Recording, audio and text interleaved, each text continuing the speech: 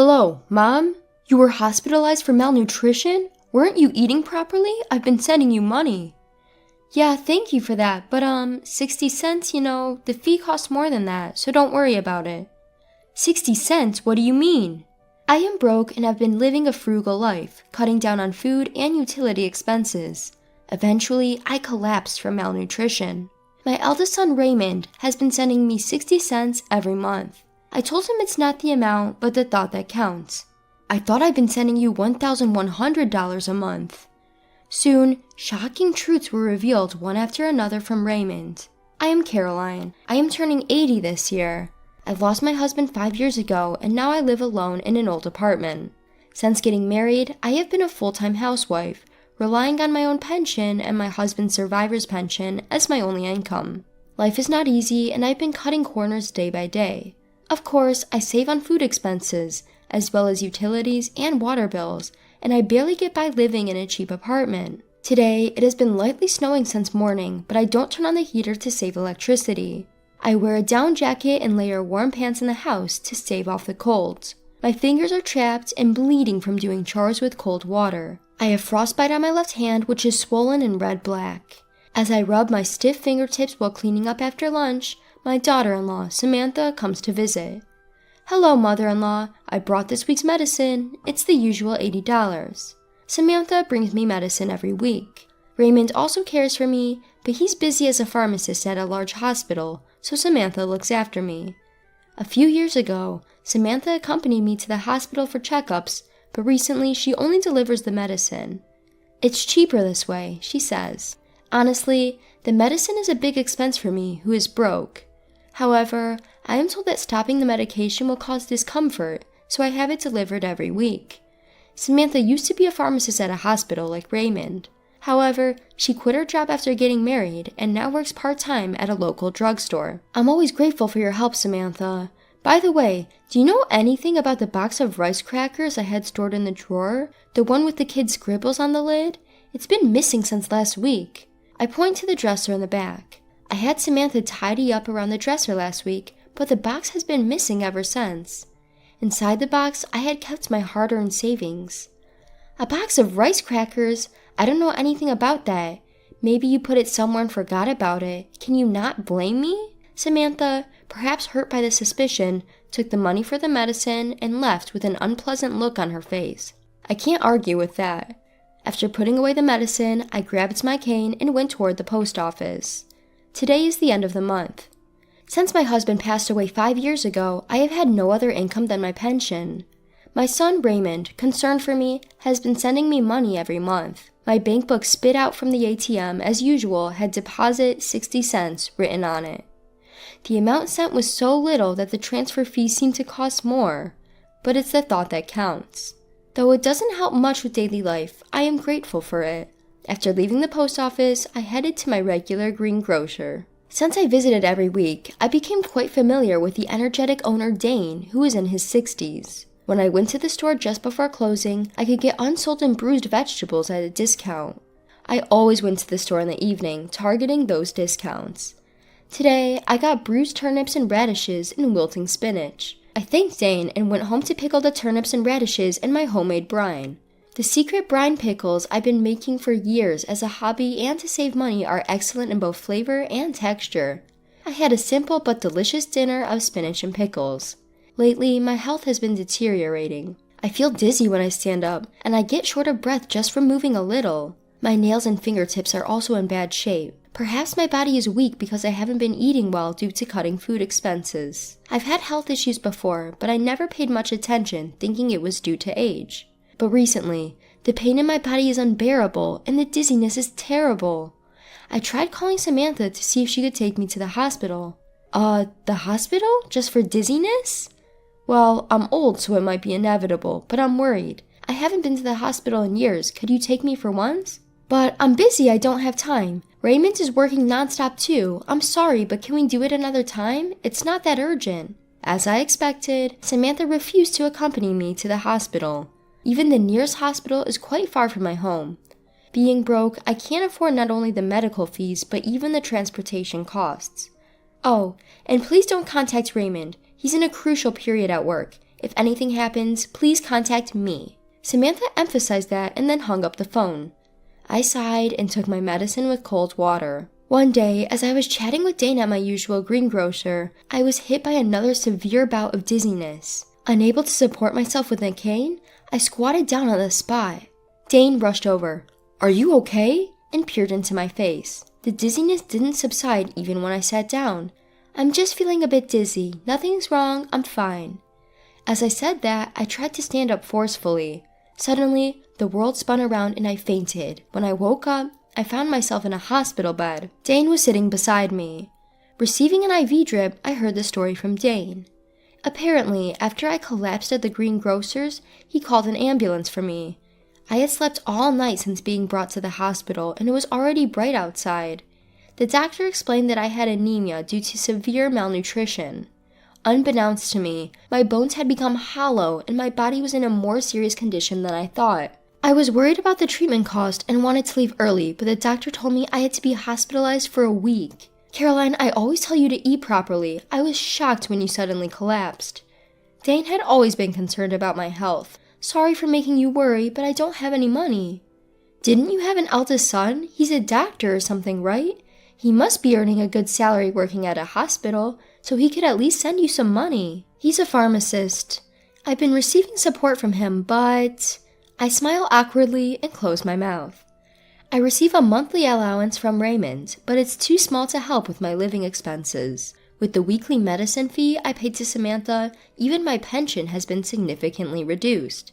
Dane says I should get more money, but I'm hesitant to accept money earned by others, even if they're family. However, what worries me now is the hospitalization cost. With my barely getting by lifestyle, I can't imagine affording such high medical bills. Also, I'm concerned about my precious rice brine pickles. If I don't stir them every 3 days, they'll go bad." After thanking Dane for returning to the store, I searched for my cell phone to contact Samantha. Looking at the screen, I saw that the battery had died. I don't remember Samantha's number, but I memorized Raymond's because it's similar to my home number. Samantha told me not to contact Raymond, but with things like this, I can't avoid it. I borrowed the hospital phone to call Raymond. "Hello?" "Oh, thank goodness. It's been a while since we connected, Raymond. It's your mother. Sorry to call you during work." Samantha had forbidden it, but I called Raymond from time to time. I just wanted to hear his cheerful voice, but for some reason he never answered my calls. Was he too busy with work to answer the phone? Anyway, I was relieved that the phone connected during this crucial time. I thought, who could this be? It's been a while since you called, Mom. Where are you calling from?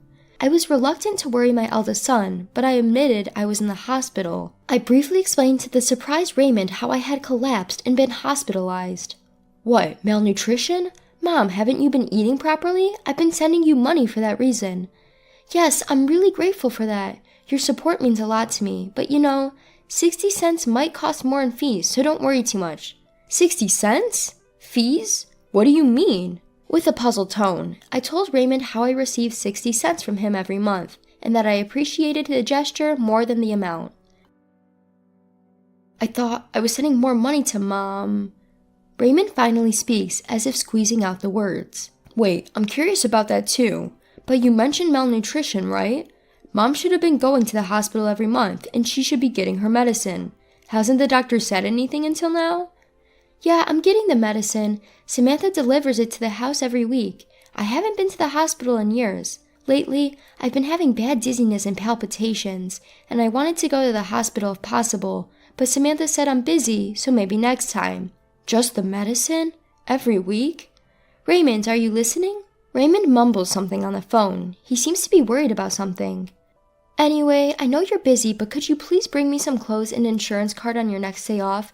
And I'd like you to mix the rice brine pickles every 3 days.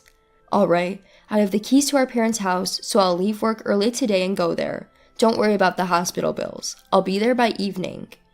Raymond seems strangely preoccupied, but I'm grateful he can come right away. "Thanks. Be sure to wash your hands well and mix the pickles with your bare hands." "Mom, I'm here. How are you feeling? Are you okay?" After the call, Raymond shows up in the afternoon. It seems he left work early. As he organizes the clothes and personal belongings he brought from the house, he asks me in detail about recent events. About the house, my health, the medicine, Samantha. It's like a continuation of this morning's phone call. He also brought my bank book from home, and we opened it to check the contents together.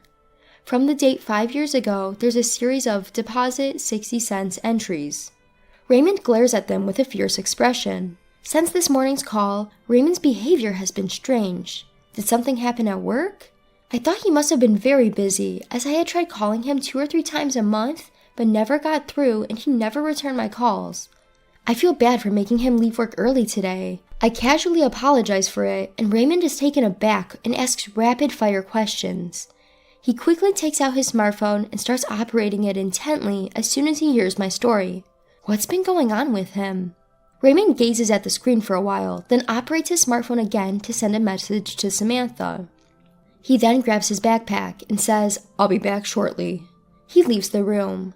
Left behind, I feel a strange sense of unease but lie down in bed anyway. That evening, Raymond returns to the room. He puts down his backpack and asks how I'm feeling. After receiving an IV and sleeping in a warm bed for the first time in a while, I feel much better. While snacking on fruit and chatting, Samantha comes into the room. "Oh, mother-in-law, how are you feeling? Raymond, you took time off work, huh?" She approaches us with a forced smile and sits in the chair next to Raymond. Raymond didn't reply, looking down and gripping my bank book in his hand. Before I could say anything, Raymond spoke up with a voice lower than usual. "Samantha, Mom's malnourished. Do you know why?" Samantha stayed silent. There was a tense atmosphere. Raymond turned to face Samantha, glaring at her head on. "Mom's been broke for so long, barely able to buy food. It's not just food. She's been cutting back on electricity and gas, living on the edge for years. When I went to her place today, there wasn't even a heater in the dead of winter." "Well, wait, Raymond, we're in a hospital. What happened? It's not Samantha's fault there's no money." I tried to calm down the yelling eldest son while hiding my frostbitten, swollen red-black hand. Ignoring me, Raymond continued with an angry tone. "I asked you to send $1,100 to Mom every month, right? But she's only received 60 cents for the last 5 years. Samantha, what's going on?" Saying that, Raymond thrust my bank book at Samantha. On every page there was the number 60 cents. I couldn't believe my ears. I don't remember ever receiving $1,100. The money from Raymond was always 60 cents. Samantha, cornered by the furious Raymond, looked away from the bank book and fell silent. "That's not all. I give you $150 every week for Mom's medical expenses and medication, right? You said you were using the leftover money to buy her necessities and groceries, but there were only withered vegetables in her room. The fridge was empty." "Be quiet. I gave her the medicine." "What kind of medicine? Without a doctor's prescription, you decided to prescribe it yourself. All that was in Mom's house were basic vitamins. You bought some random vitamins at the drugstore where you work, put them in a medicine-like bag, and handed them over, didn't you? What were you thinking?" "I had no choice. I needed the money," Samantha yelled back to the furious Raymond. Even though this was a private room, we were still in a hospital. As I was shocked by the contents of the eldest son and his wife's conversation, I felt anxious. "You needed money? So you stole Mom's precious savings from her dresser too?" With that, Raymond pulled a crushed box out of his backpack. On the lid was a drawing of my husband and me, drawn by Raymond when he was a child. It was the box of rice crackers I had been searching for the last week. I too was so shocked that I gasped. What? No way." I didn't want to believe it either, but I found it while searching through our trash after you said it disappeared a week ago. You really did it, didn't you? Faced with undeniable proof, Samantha turned pale and lost her words. "So what did you do with the $250,000 that was in this box, huh? And the $1,100 you were supposed to send to Mom every month, the hospital fees, and the medicine fees? Where did it all go?" "Stop nagging, there's no money left." Samantha, who had been trembling as she stared at the box, eventually stood up, knocking over her chair, and yelled back defiantly. "It's all your fault anyway. You always ignored me and focused on your mother. Ben is way better than you, my husband." "Huh? Ben?" "He's the coolest host at the club around here. I've been supporting him, and soon he'll be #1. He said he's saving all the money I've given him for our life together." As Samantha excitedly continued talking, both Raymond and I stared at her blankly. I didn't quite understand, but it seemed she had fallen for a man and was providing him with money. Apparently, she needed a lot of money for that. Alright, Samantha, I get it. Let's get a divorce right here for the sake of your life with this Ben guy. Raymond quietly said this and took out the divorce papers and a seal from his backpack, placing them on the side table. I never want to see your face again. Sign the divorce papers here, pack your things tonight, and leave the house. I'll stay at the hospital tonight. What? Don't be so selfish. You can't just suddenly... Samantha, do you even realize what you've done? Faking medicine, stealing money. If you don't want a divorce, we can go straight to the police instead. Samantha, who had been so confident, flinched under Raymond's intimidating gaze, and eventually started making tearful excuses. I had no choice. My part-time job wasn't enough. I took a little from the money you sent and the medicine fees, but I know it was wrong. Besides, neither you nor your mother noticed for years, right? You both share some responsibility. Enough. I don't know when you did it, but you went through my phone and blocked Mom's number.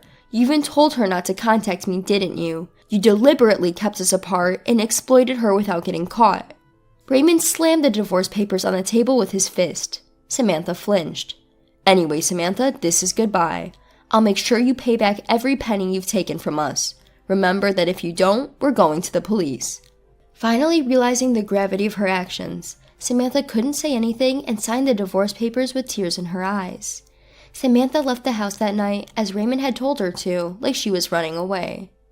In exchange for not reporting her to the police, Raymond made sure to demand repayment of the money she'd taken. The amount she'd taken for the last 5 years since my husband's death, including the money for living expenses and medicine in my savings, totaled to over $900,000. I was shocked. Samantha later lost contact with the host she had given so much money to and went berserk in the club, getting herself banned. Bad rumors seemed to spread from nowhere, and before she knew it, they reached her part-time job, resulting in her being fired. With her income gone and not a penny to her name, Samantha couldn't rent an apartment and had to spend some time sleeping in internet cafes, but what happened to her after that is unknown. I had almost given up on getting back the money Samantha had taken as she had disappeared, but her family, who learned of the situation, decided to repay the debt in small amounts on her behalf. It might be difficult to recover the full amount of stolen money, but I was happy with their gesture. After being discharged from the hospital, I decided to leave with Raymond. We're living peacefully together in the house Samantha left, just the two of us. I had been forced to live a difficult life, being exploited by Samantha, but now in our warm, comfortable home, I'm eating well and my health has improved. Dane, the greengrocer who has always been worried about me, finally felt relieved. I still continue to make my specialty pickles. I used to do it just as a hobby and for saving money, but now, with Raymond's help, we're sharing information on how to make good pickles and delicious pickle recipes. In a few years, my pickle channel became hugely popular, possibly because an 80-year-old content creator was a novelty, and now it brings in an amazing income. I had always thought that making money was impossible for me, as I had never worked as a full-time employee, but even I can be useful to others. More than earning money, I've come to know the happiness of bringing joy to others, and now live a fulfilling life every day.